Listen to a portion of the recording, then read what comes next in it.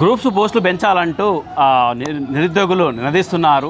Ashok sir ఆమరణ నిరాహార దీక్ష 7 రోజులు అయిపోతుంది. దీంతో అయిపోయిందని చెప్పుకోవచ్చు. ఇక 2-3 గంటలు అయితే అయిపోతుందని చెప్పుకోవచ్చు. ఇప్పటికే ఆయన ఆరోగ్యం బాగా క్షీణించిపోయింది. నడవలేని పరిస్థితి, బాత్రూమ్ తీసుకుపోవాలంటే కూడా ఇద్దరు పట్టుకుంటే పోవాల్సిన పరిస్థితి వచ్చింది. బీపీ డౌన్, షుగర్ డౌన్ అయింది. ఏ ఒక్కరిని కలవనియట్లేరు. అటు ఫ్యామిలీ సంబంధించినట్టుగా రిలేటివ్స్ కావచ్చు, విద్యార్థులు కావచ్చు, ఇలాంటి సామాజికవేత్తలు కావచ్చు, ఎవరిని కలవనియట్లేరు. మన దగ్గర సంజీవ్ నాయక్ గారు ఉన్నారు, సేవాలాల్ సంజీవ్ నాయక్ గారు ఉన్నారు. అన్న నమస్తే. నమస్తే అన్న. ఇప్పుడు వారం రోజుల సంది అశోక్ సార్ ఆమరణ నిరాహార దీక్ష చేసి ఆయన పూర్తిగా క్షీణించిపోయింది. ఆరోగ్యం పూర్తిగా క్షీణించిపోయింది. ట్రీట్మెంట్ ప్రధానంగా లేదు. అసలు ట్రీట్మెంట్ పెద్దగా ఏం చేస్తలేరు. గొంతున్నోళ్ళ ఆరోగ్యం తొందరగా పాడైపోవాలని చూస్తుంది ఈ ప్రభుత్వం.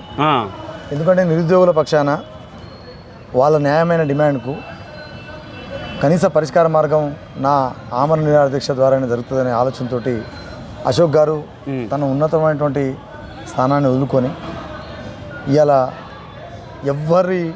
వారి దగ్గర పోనీయకుండా, కనీసం మాట్లాడనీయకుండా ఒక నిర్బంధం చేసి అయినా హంగర్ స్ట్రైక్ చేస్తూ ఉన్నాడు.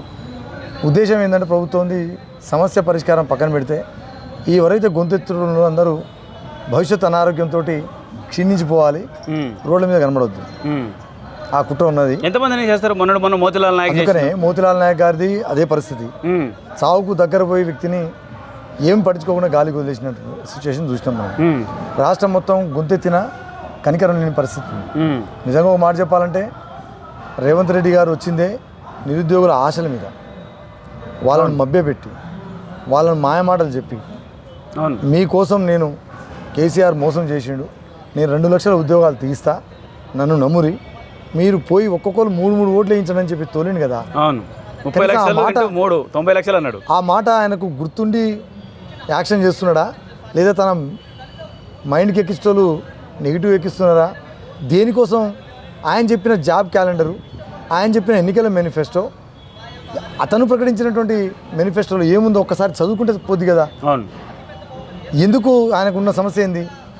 గ్రూప్ 1 1:100 ఇస్తా అని ఆయనే అన్నాడు. గ్రూప్ 2 2,000 ఉద్యోగాలు పెంచుతాను ఆయనే అన్నాడు. గ్రూప్ 3 3,000 ఉద్యోగాలు ఇస్తాను ఆయనే అన్నాడు. డిఎస్సి మెగా డిఎస్సి 25,000 ఉద్యోగాలు పెడతానని ఆయనే అన్నాడు. గురుకుల ఉద్యోగాలు ఇస్తానని ఆయనే అన్నాడు. జియో 46 ద్వారా బాధితులకు న్యాయం చేస్తా అన్నాడు. అన్నీ ఆయనే చెప్పిండు. ఇంకేమన్నాడు తెలుసా? ఎన్నికల మేనిఫెస్టో దాకా చదివితే మనం 6 నెలల లోపు మెగా డిఎస్సి 25,000 ఉద్యోగాలు ఇస్తా అన్నాడు. సంవత్సరం లోపు జాబ్ క్యాలెండర్ అన్నాడు. సంవత్సరం కావస్తున్నా ఉంది, జాబ్ క్యాలెండర్ లేదు. 6 నెలలు అయిపోయింది, మెగా డిఎస్సి లేదు. 2 లక్షల ఉద్యోగాలు అన్నాడు, అవి ఏడిపోయినో తెలియదు.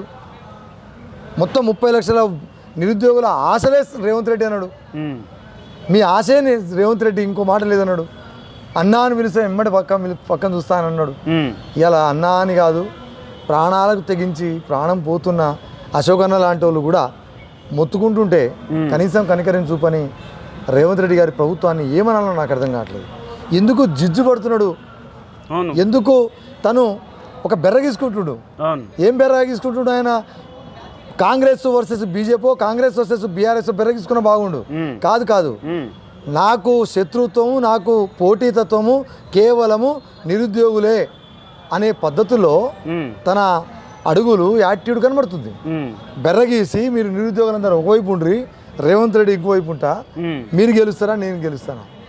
ఏం సాధిస్తారు? నాకు బ్రహ్మాస్త్రం. ఇది చిన్నప్పుడు పిపర్మెంట్ చాక్లెట్ కోసం పంజాబ్ పెట్టుకుంటారు కదా, అసలు అది కూడా చాలా చిన్నది. నన్ను అడిగితే అసలు ఎందుకు అంత జిజ్జుకుపోతున్నావు? అవసరం ఉంది? నువ్వు ఇస్తా అన్నది నువ్వు చెప్పిన మాట నువ్వు చేస్తే అయిపోద్ది. నీ వెనకాల రాజకీయ పార్టీలు ఉన్నాయి, రాజకీయ పార్టీలు దగ్గరికి పోతున్నారు, మరి నువ్వు చేయనప్పుడు ఫోకస్ వస్తారా? చావాలనా? ఏదో లీగల్ ఇష్యూస్ వస్తాయి. లీగలా లోటపీసా? మరి లీగల్ ఇష్యూస్ వస్తే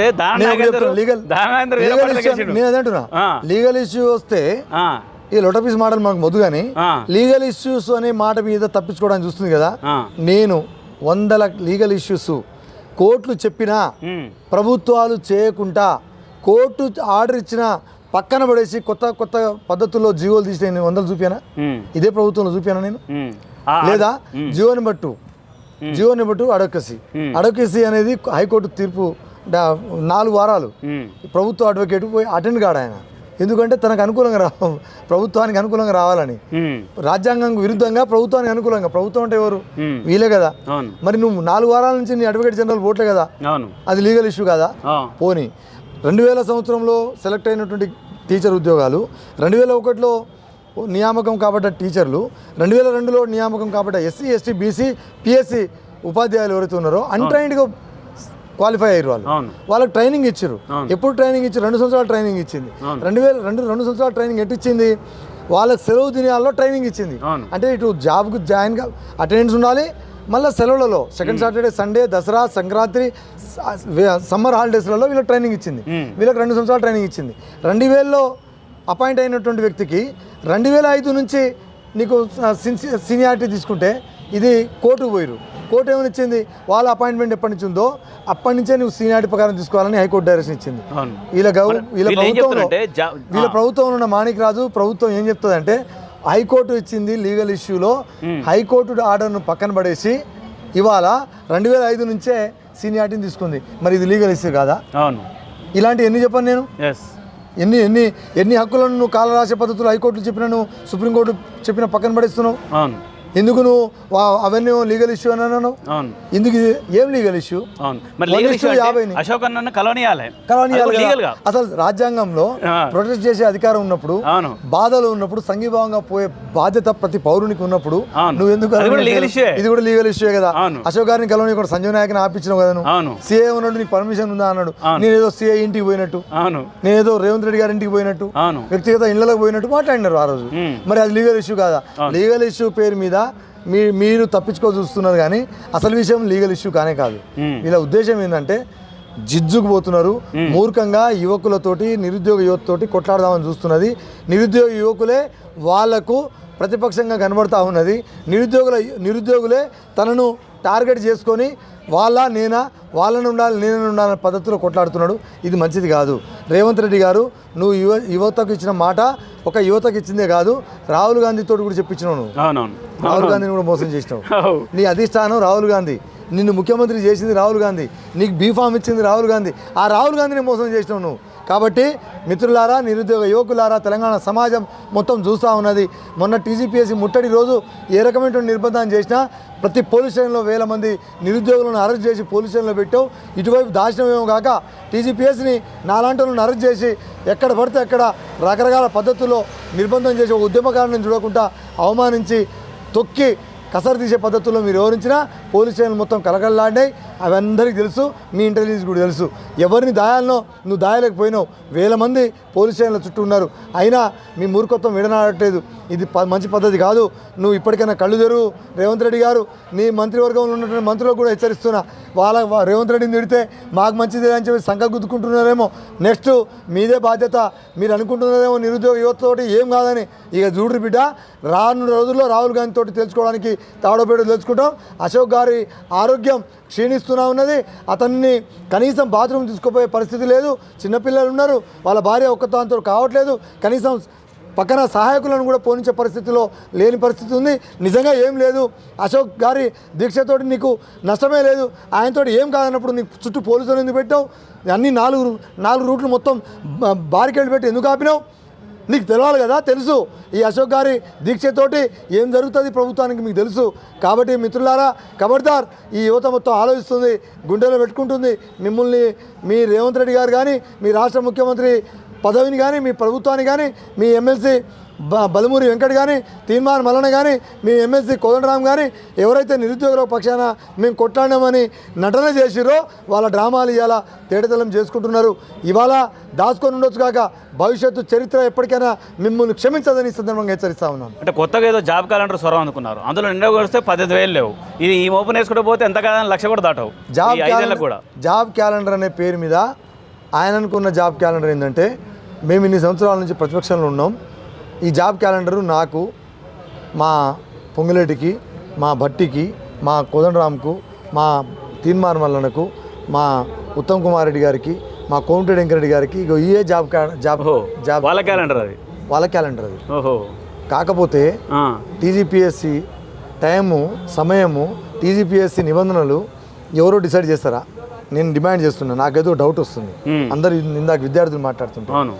503 పోస్టులు టీఆర్ఎస్ గవర్నమెంట్ తీసింది గ్రూప్ 1. ఈయన వచ్చి 60 పెంచిండు. 4 ఎందుకో మర్చిపోయిండు, 4 ఎమ్మెల్యేలు మర్చిపోయిండు. ఆయనకు వచ్చింది 64 స్థానాలు. 64కు ఒక్కొక్క సీటుకు ఒక్కొక్క గ్రూప్ 1 పోస్ట్ పెంచుకుందాం అనుకున్నాము. మరి ఆ 4 ఎవరో నాకైతే అర్థం కావట్లేదు. ఏమైనా మతలబు ఉందా? ఈ గ్రూప్ 1 మెయిన్స్కి వచ్చేసరికి అసలు చదువుకొని కష్టపడి ఇన్ని సంవత్సరాలు కొట్లాడుతున్నటువంటి ఈ నిరుద్యోగ యువత, కుస్తీపడుతున్న నిరుద్యోగ యువతను కాదని ఎవరైనా అనుయాయులకు ఏమైనా ఇస్తురా అని ఒక అనుమానం పిల్లలకు కలుగుతుంది. అంటే రేపు నువ్వు నిజంగా నిరుద్యోగుల యువకులకు నువ్వు లాభం చేసినవి కావు. ఎందుకని 1:100 చేయట్లేదు కాబట్టి ఎందుకు చేయమంటున్నారు? ఎందుకు చేయమంటారు? విద్యార్థుల లాజిక్ ఉన్నది, న్యాయం ఉన్నది. ఎందుకు ఫస్ట్ గ్రూప్ 1 పెట్టినప్పుడు లీకేజ్ పేరు మీద వాయిదా పడ్డది, రెండోసారి పెట్టినప్పుడు బయోమెట్రిక్ పేరు మీద వాయిదా పడ్డది, 2 సార్లు మంచిగా రాసి సెలెక్ట్ అయిన వాళ్ళు కూడా ఈసారి సెలెక్ట్ కాలే. ఎక్కడ పోయింది అనుమానం ఉంది. నేనేమంటున్నా అంటే ఈ వాళ్ళ కోసమైనా 1:100 నీకేం బరువు అవుతుంది? ఏమైనా ఆర్థిక భారం పడుతుందా? కొత్తగా అదనంగా గ్రూప్ 1 ఉద్యోగాలు ఏమైనా పోస్ట్ పెంచుతున్నావా? ఒక జియో తీయడానికి ఒక పేపర్ ఖరీదు 2 రూపాయలు నీకు ఖర్చు, ఒక గంట సేపు పని అది. ఆ జియో తీయడానికి 2 గంటల పనికి ఒక 2 రూపాయల పేపర్కు ₹1 కూడా అదన భారం లేదు. 1:100 నువ్వే పిలుస్తాను కదా, పిలుస్తా నీ మీద అనుమానం పోద్ది కదా.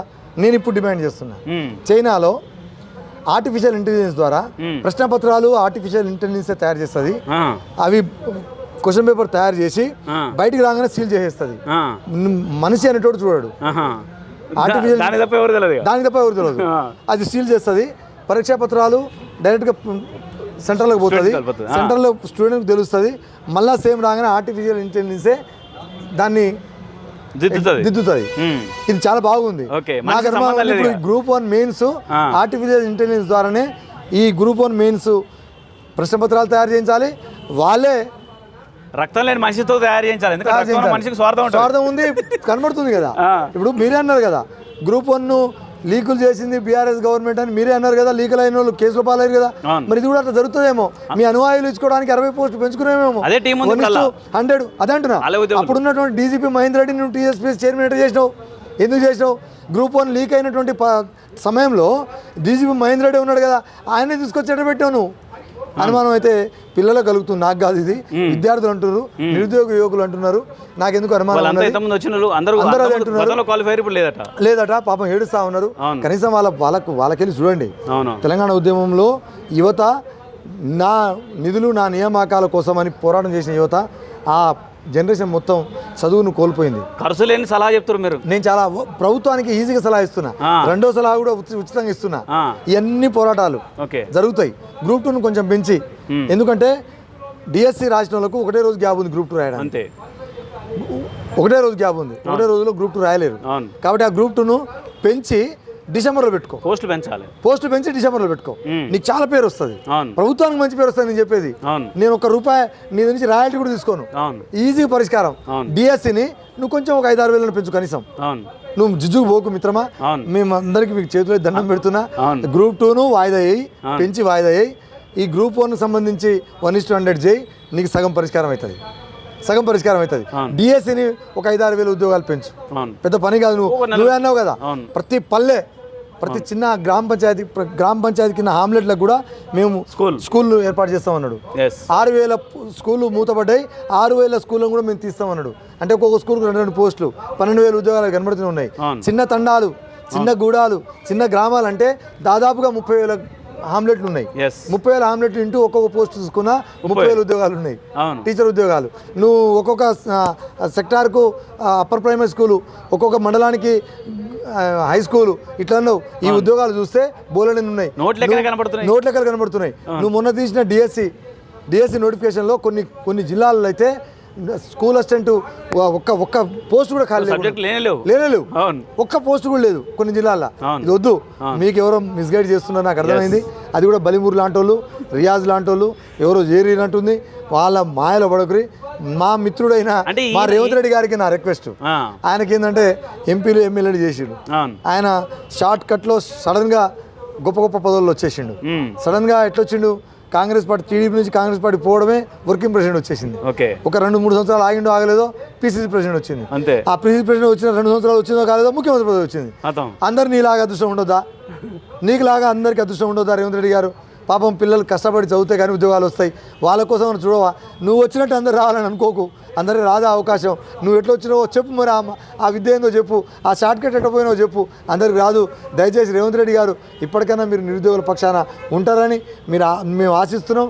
వాళ్లకు నేను చెప్పినటువంటి సూచనలు ఏదైతున్నాయో మీరు పాటించండి. మీకు మీరే నిర్ణయించుకోండి దయచేసి. ఆ దీక్ష కూడా విరమిస్తాను. మీరు అది చేస్తే దీక్ష కూడా విరమింపడం జరుగుతుంది. మా ఉద్యమాలు కూడా మేము అందరం నిరుద్యోగ జేఏసీలు అందరం కూడా ఉద్యమాన్ని విరమించుకుంటాం. చదువు మీద పడతాం. చదువును హేళన చేయకరి, ఉద్యమాన్ని హేళన చేయకరి. చరిత్ర చూస్తుంటుంది. చరిత్రలో హీనులుగా కాకండి ఈ సందర్భంగా విజ్ఞప్తి చేస్తా ఉన్నాను. ధన్యవాదాలు. రైట్, అంటే అదా, థ్యాంక్ యూ అన్న. ఇది ఇంత సింపుల్ ఏమంటారు, ఖర్చు లేని సలహాలు కూడా చెప్తారు. అది రూపాయి ఖర్చు లేదు, ఈజీగా చేసేటానికి అవకాశం కూడా ఉంది. అయినప్పటికీ ప్రభుత్వం పెడచెవన పెడితే అది సీఎంకే బ్యాడ్ నేము. అసలు ఈయన బ్యాడ్ నేమ్ రావడానికి ఏదో కుట్ర జరుగుతుంది అనుకోవచ్చు. నాకు అదే అర్థమవుతుంది. నాకు డౌట్ ఏంటంటే పాపం మొన్న వచ్చిన రేవంత్ రెడ్డి ముఖ్యమంత్రి అయిండు. ఈ ముఖ్యమంత్రి అయినందుకు ఈ ఇంత క్రెడిబిలిటీ వచ్చేస్తే లేనిపోని ఇది ఈ బాగా విస్తృతంగా పోరాటం జరగాలి, విస్తృతంగా వ్యతిరేకతను రావాలి. రాహుల్ గాంధీ లాంటి వాళ్ళు కూడా కాంగ్రెస్ పార్టీ సంస్కృతి ఉంది కదా, ఒక సంవత్సరం 2 సంవత్సరాలు నువ్వు 2 సంవత్సరాలు ఇంకోళ్ళు ఏదో ఒక వంకతోటి ఈయన దింపాలని చూస్తుందేమో. రేవంత్ రెడ్డి గారు మంచి అవకాశం పోగొట్టుకోక చాలా కష్టపడ్డావు, చాలా రకాలుగా పోరాటం చేసినావు. కాంగ్రెస్ పార్టీ ఎక్కడో పాతాలకు పోయిన కాంగ్రెస్ పార్టీని తెలంగాణలో తెచ్చినావు. నువ్వు తెచ్చినట్టుగా కనీసం చరిత్రలో ఉండనీయకుండా చూసే కుట్ర జరుగుతున్నట్టుంది. ఒక మంచి వెల్విషర్గా నీకు సలహా ఇస్తున్నా, ఈ అన్ని సమస్యలు పరిష్కరించు. చిన్న విషయాలే, రూపాయి ఖర్చు లేదు ప్రభుత్వానికి. దయచేసి ఆ వైపుకి అడుగులే. నువ్వు మంచి పేరు తెచ్చుకో. ఈ యువతతో పెట్టుకోకు, నిరుద్యోగులతో యువతతో పెట్టుకున్నాడు ఎవడు బాగుపడ్డాడు చరిత్ర లేదు. అందరూ నీ మీద ఒక మంచి ఒపీనియన్ తోటే నిన్ను ముఖ్యమంత్రి అయితేనే ఇవాళ బీఆర్ఎస్ను దింపి నువ్వు ముఖ్యమంత్రి కావడం కోసం కాంగ్రెస్ ఓటేపించింది. ఇవాళ నీ మీదనే అదే యువత వ్యతిరేకత వచ్చే పరిస్థితిని నువ్వే కొని చేసుకునేలాగా మొత్తం నీ చుట్టూ ఉన్నటువంటి వ్యవస్థ చూస్తూ ఉన్నట్టు నాకు అనిపిస్తున్నది. దయచేసి నేను ఇస్తున్నటువంటి సలహా కూడా అదే. రేవంత్ రెడ్డి కనీసం కళ్ళు తెరువు, దానివైపు చూడు, ఏం జరుగుతుందో నీ ఇంటెలిజెన్స్ ద్వారా తెలుసుకో. దాని ద్వారా నువ్వు మంచి నిర్ణయం తీసుకున్నాను ఆశిస్తున్నాను. రైట్, ఇది సంజీవ్ నాయక్ అన్న చెప్పేది. మంచి సలహాలు చెప్పారు, పాటించండి. ప్రభుత్వంలో ఉన్న ప్రభుత్వ పెద్దలు కూడా ఈ సలహాలు పాటించి ఈజీగా మంచిగా ఉంటుంది. నిరుద్యోగులు బాగుపడతారు. 1000 కళ్ళతో ఎదురు చూస్తారు. పాపం కొంతమంది వాళ్ళ గాథలు అయితే వర్ణనాతీతం. అసలు ఇక అదంతా చెప్పడం కంటే కెమెరా పర్సన్ సురేష్తో రవిచంద్ర, అశోక టీవీ, హైదరాబాద్.